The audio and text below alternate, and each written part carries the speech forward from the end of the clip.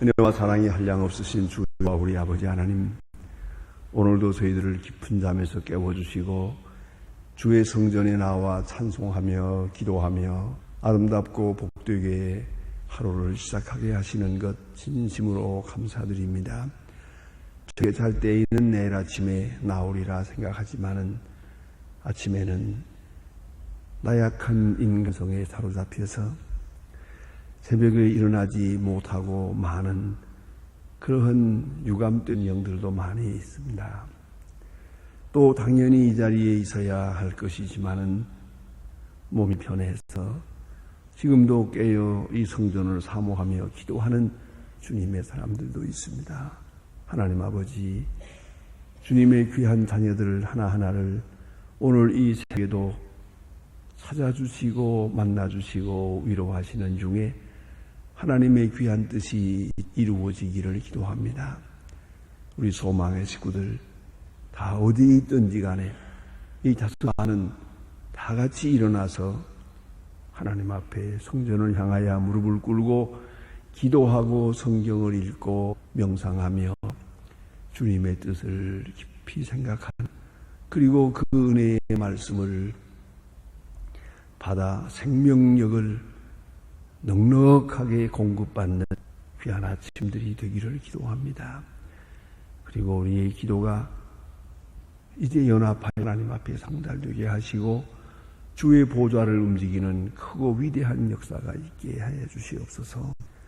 비록 죄악의 도성이지만은 우리가 여기서 기도함으로 하나님이 찾으시는 의인명 그 사람이 됨으로써 이 땅이 구원받고 이 민족이 다시 구원받을 수 있는 큰 은혜를 얻게 해 주시옵소서. 하나님 아버지, 한 사람 한 사람을 개벽으로 만나주시고 또 위로하시고 치료하시고 큰 능력을 더하시옵소서.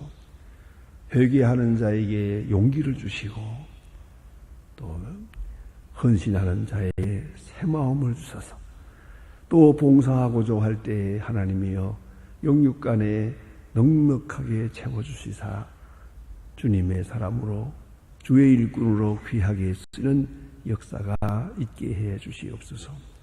자비하신 주여, 오늘도 우러주시는 하나님의 말씀으로 충만하게 모두에게 채워주시옵소서. 또한 하나님의 바로 듣고 바로 전하게 하시고 이 말씀을 전파하며 사는 주의 사람들 되게 하옵소서. 저희 교회에 속한 모든 가정 그 기업과 그 자에게 은총을 더하시옵소서. 특별히 지금 수양회에 나가 있는 젊은이들이 있습니다. 또한 교회 학교 어린이들이 교회에서 하기 학교를 하고 있습니다. 이들에게 은총을 더하사 다음 세대를 이어갈 주님의 귀한 자녀들 믿음의 굳게 서게 하시고 바로 깨닫고 바로 성장하면서 하나님의 사람들로 귀하게 양육되게 하여 주시옵소서. 주여, 이 나라를 돌보시고 이 민족 위에 큰 은총을 베푸시고 주님이여 이 어려운 세대를 잘 극복하고 나갈 수 있는 민족이게 하옵소서. 이제 이기적인 생각이나 집이기주의에 매이지 않게 하시고 또한 지나친 자기중심적 욕망으로 인해서 큰 것을 그르치는 일이 없게 하옵소서. 또 위정자들에게 지혜와 총명과 겸손한 마음도 주시고 주여 바르게 하고자 하는 마음도 주시고 바르게 할 수 있는 지혜도 주시옵소서. 바른 지도력을 주셔서 이 민족을 바른 길로 인도할 수 있게 도와주시기를 기도합니다. 자비하시어 저 북녘 땅의 은총을 도하시고 가난과 억압과 공에서 건져주시옵소서. 울부짖는 지하에서 부르짖는 성도들의 기도를 들어주시기를 바라며 배고파 죽어가는 어린이들 지켜보아 주시고 은총을 더하시옵소서. 우리에게 맡기진 귀한 사역들을 잘 감당하게 도와주셔서 분명 굳닫힌 문을 열 수도 있고 얼어붙은 땅을 녹일 수 있는 그런 귀한 역사가 이제 이 귀한 사역도를 통해서 이루어지기를 기도하옵나이다.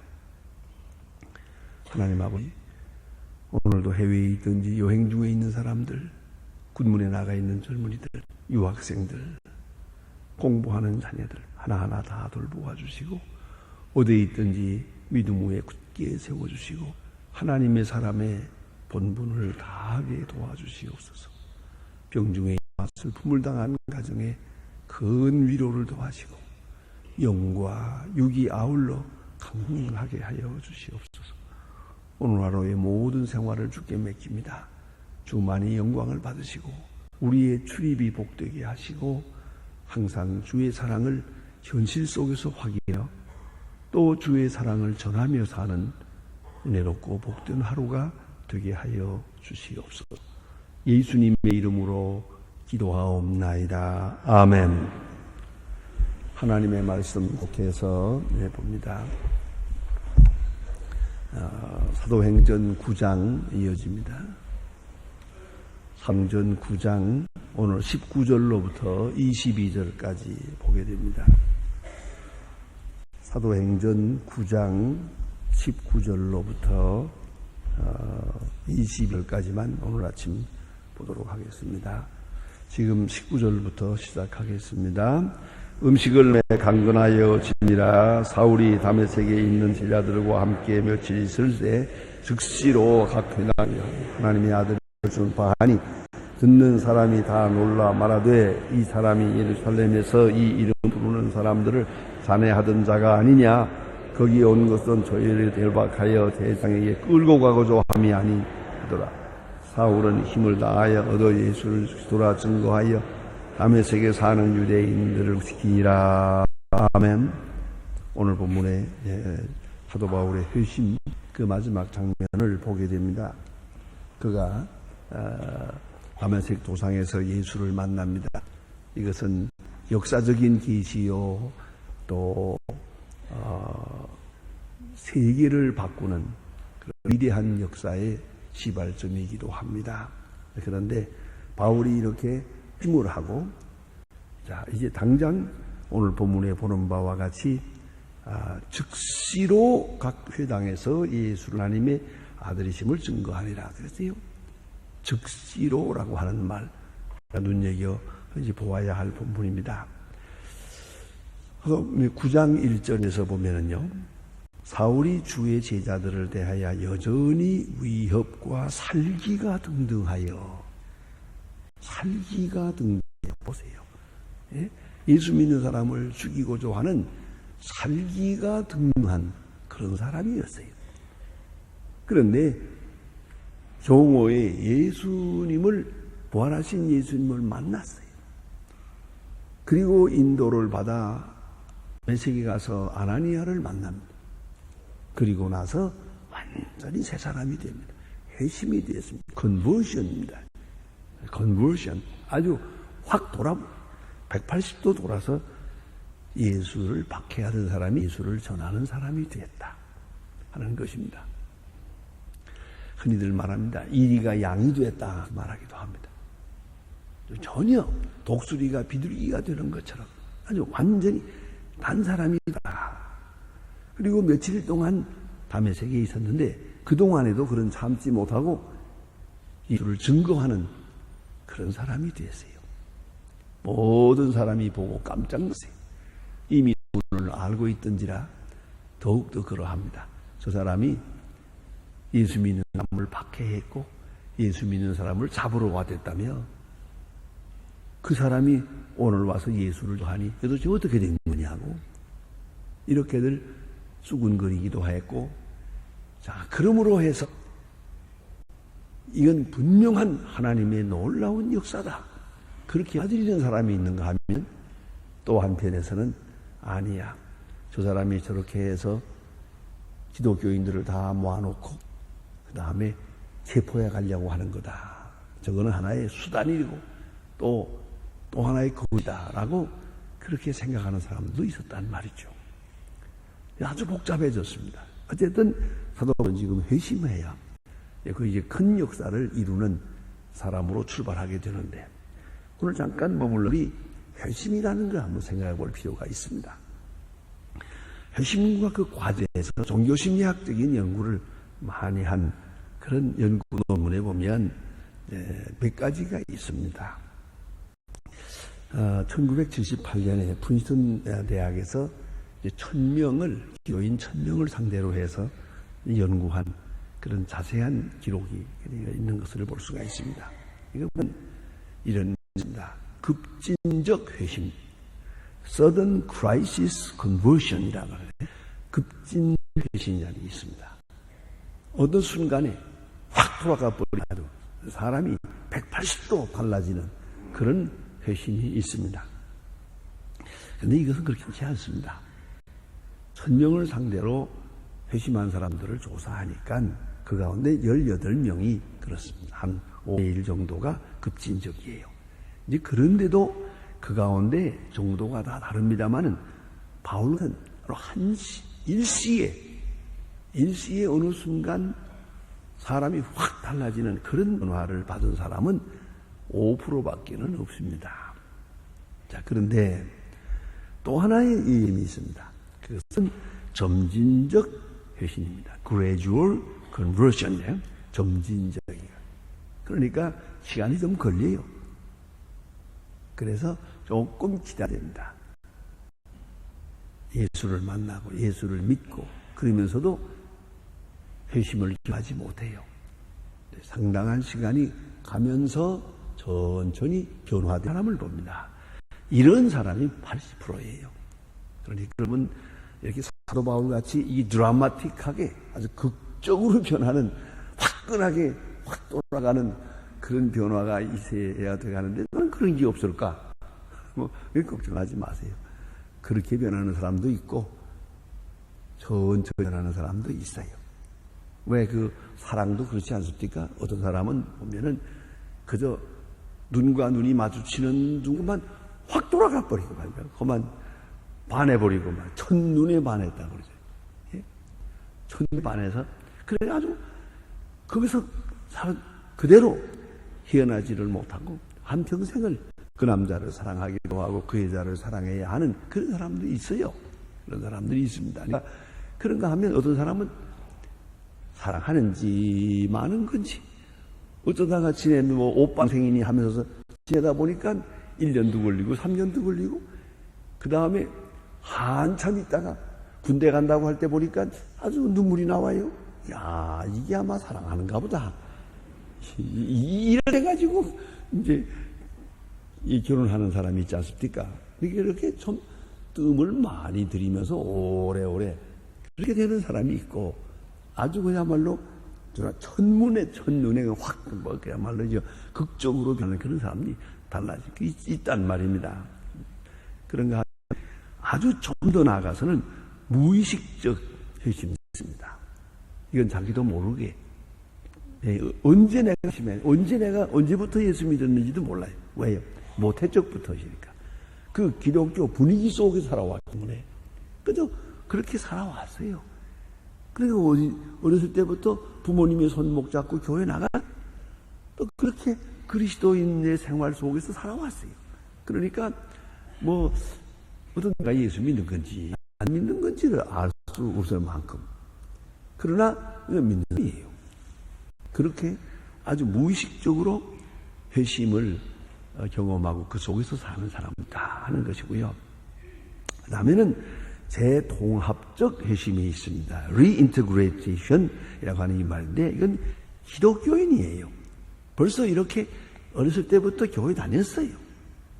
그러나 그의 마음속에 이렇다 할 확신이나 체험은 없었어요. 그런데 이건 어떤 사건에 부딪힐 때 혹 실패하든가 혹은 사랑을 하게 되든가 또 혹은 특별히 어떤 병든가 어떤 사건에 부딪히면서 거기서 새롭게 깨닫게 됩니다.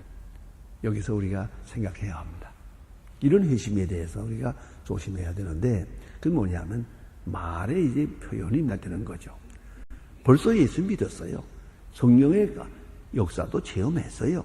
그러나 좀 더 확실한 믿음에 들어가지를 못했다가 오늘 이 체험 속에서 변화를 가져왔어요. 이럴 때에 이분이 실수하는 경우가 있어요. 그동안에 내가 예수 믿은 거 다 헛믿었습니다. 오늘부터 진짜입니다. 그럼 그동안은 어떻게 되죠? 그런데 그걸 교인이 그러면 좀 나은데 어떤 때는 목사님도 그래요. 지금까지 나 예수 안 믿었습니다. 오늘부터 믿는다고 그래요. 그래서 오늘부터 믿는다는 건 칭찬할 만한데 그럼 그동안은 어떻게 한 거예요?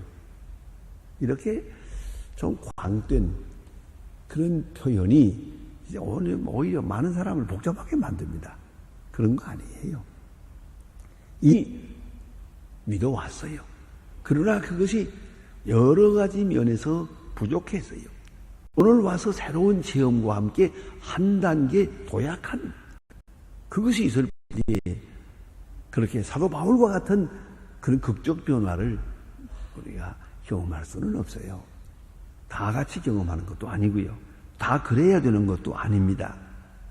또 한 가지는 아주 계획된 그런 회심도 있습니다. 마치 빌리그리암 목사님께서 많은 사람을 불러다 놓고 이제 부흥회를 합니다.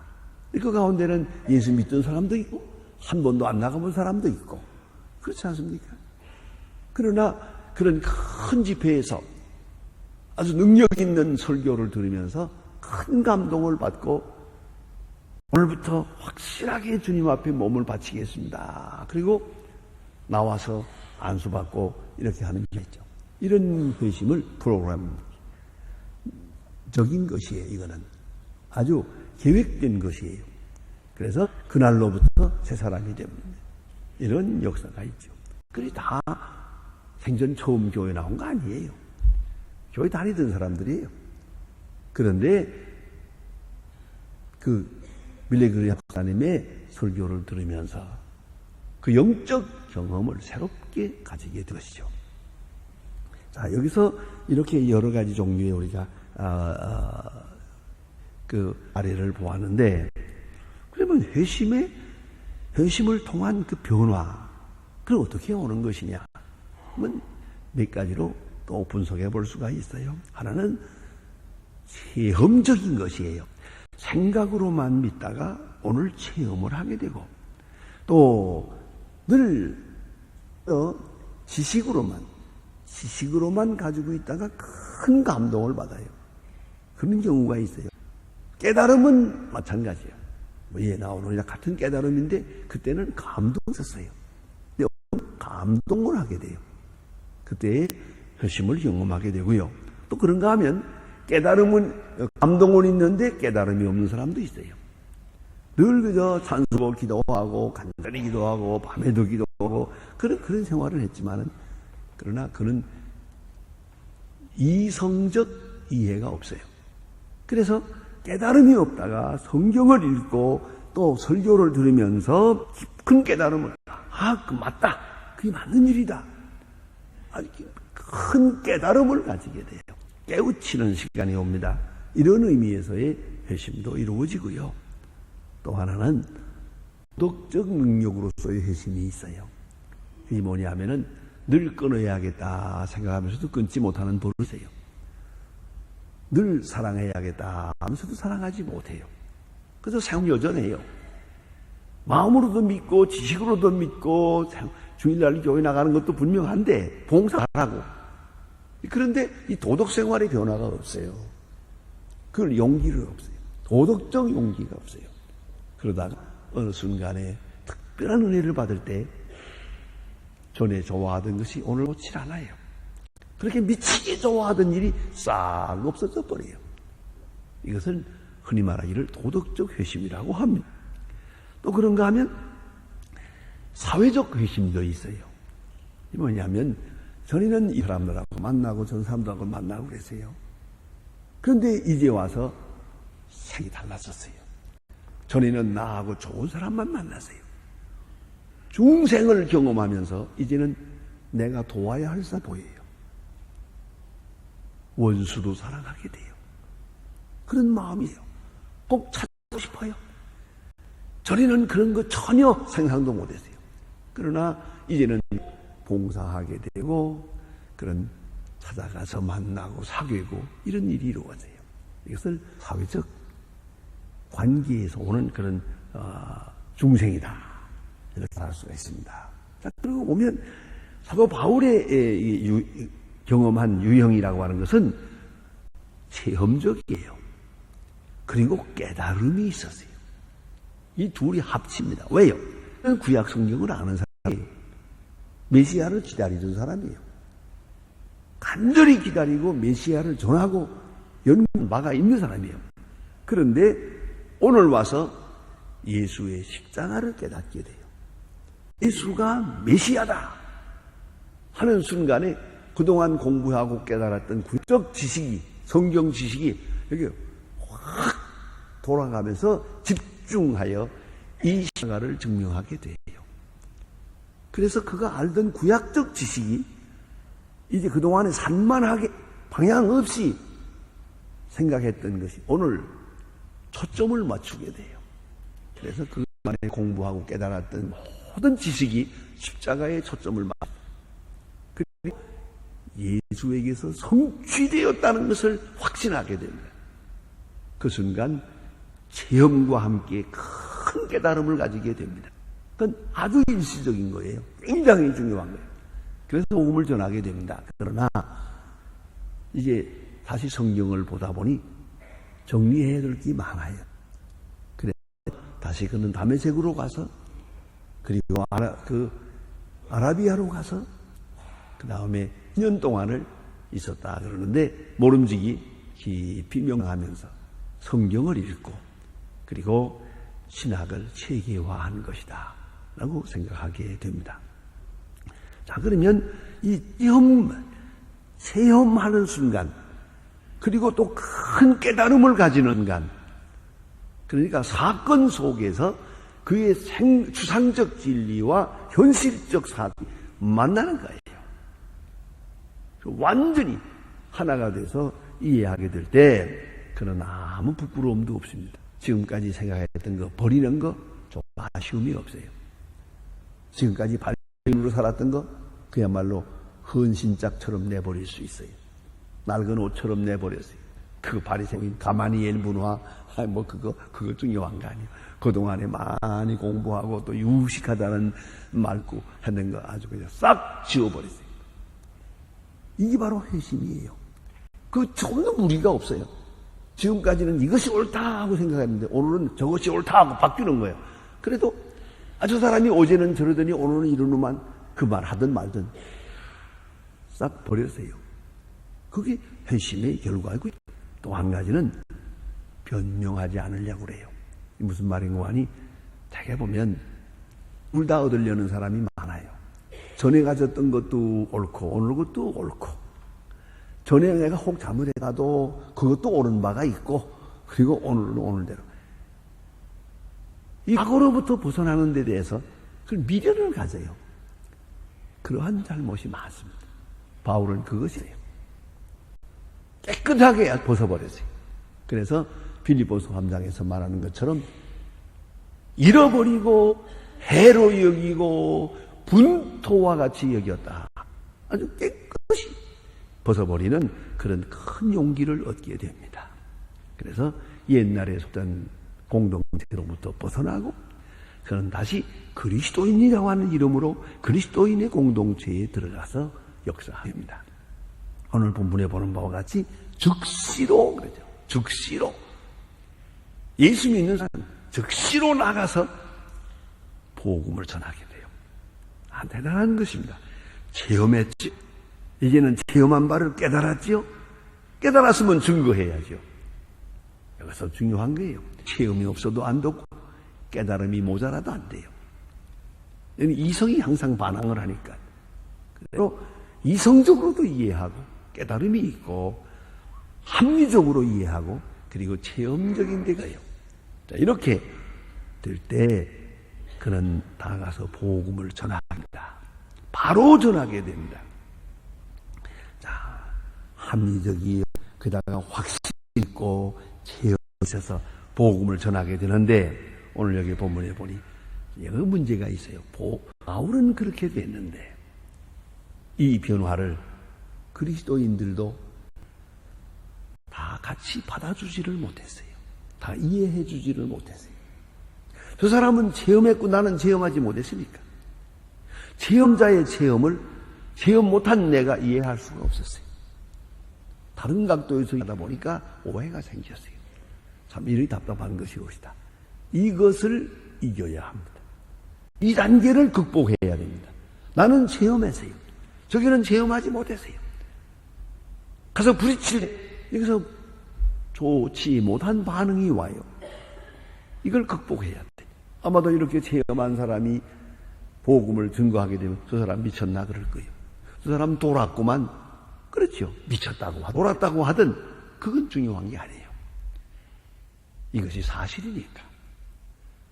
그리고 밀고 가야가는데 여기서 남들이 돌았다니까 좀 돌기도 한가 같기도 하고 그리고 생각이 획 돌아가면 이건 얘기가 안 되는 거거든.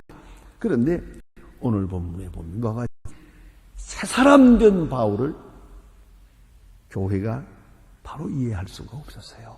근데 오늘 특별히 본문에 보면 여기 이런 말씀이 있어요. 사울은 힘을 더 얻어 예수를 그리스도라 증거하여.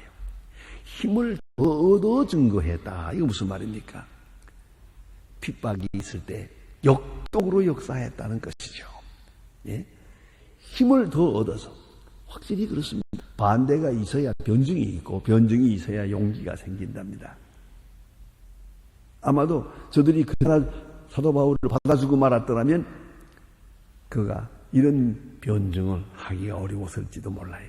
그러나 저들이 받아주지를 않기 때문에 더 역동적으로 더 크게 증거하게 됐죠. 그건 무엇을 말하느냐? 인간의 지식이나 신학적 이해나 그의 감정이나 다 사라지고 이제 예수가 높아지는 시간이에요. 다시 이제 사도행전을 보면 여러 그런 얘기합니다. 당신들도 나와 같은 경험을 했다면 나와 같아질 것이요. 나도 당신들과 같은 사람이었어. 나도 바리새인이었고 가마니엘 문화생이었고 예수를 핍박하던 사람이었어. 그럼 내가 왜 했을 것 같소? 그것은 부활하신 예수가 나타났기 때문이고 부활하신 예수가 확실하기 때문이에요. 이건 내 철학이 아닙니다. 당신들과 꼭 같았던 내가 지금 이렇게 됐어요. 그건 뭘 의미하는 겁니까? 바로 예수 그리스도의 능력이 여기에 있다는 것을 말하는 것이죠. 아주 중요한 것이에요. 전도하는데 전도하기에 있어서 아주 가장 중요한 요령 중에 하나입니다. 누가 예수를 안 믿겠다고 예수 믿는 사람을 비방하든가 뭐 한다면 나도 당신과 같은 생각을 가지고 있어. 나도 당신과 꼭 같은 사람이었어. 그런데 오늘 내가 이렇게 달라진 것은 예수 때문이에요. 복음 때문입니다. 어느 간 내가 경험한 것을 당신이 경험하고 내가 깨달은 것을 당신도 깨닫게 되면 당신도 달라질 거예요. 나와 같아질 것이요.